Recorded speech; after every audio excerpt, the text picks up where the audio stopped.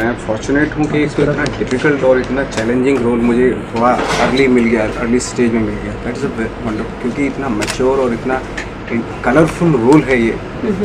और I think किसी भी एक्टर का ड्रीम हो सकता है रोल जिसमें सारे कलर हैं, मतलब फन भी है, रोमांस है, इसमें ह्यूमर है इस कैरेक्टर का। It is not only the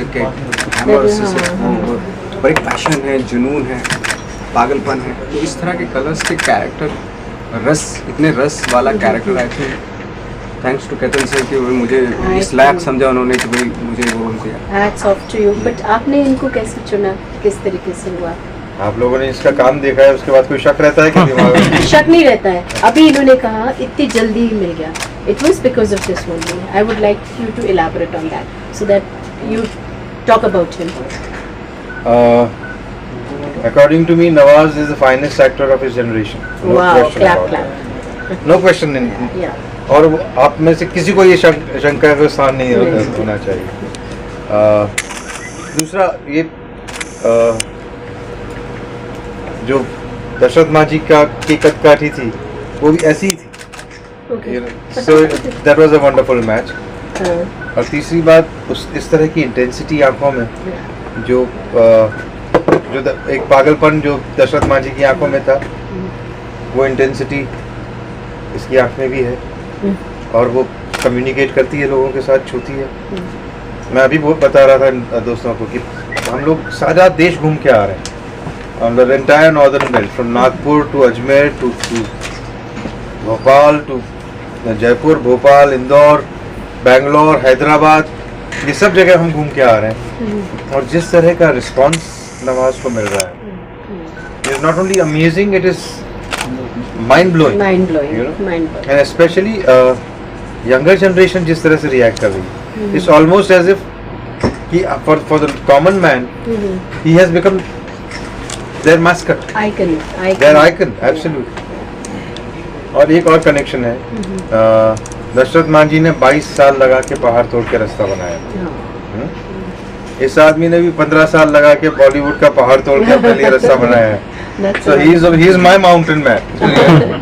Ketan sir के साथ क्या एक्सपीरियंस रहा आपका?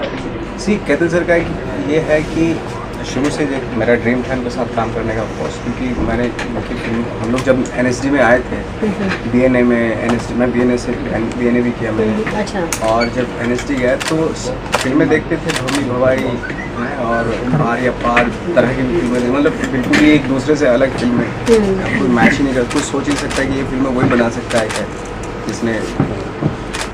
तो उन फिल्मों में मैंने नोटिस किया है कि एक्टर्स निकल के आता है ना। जैसे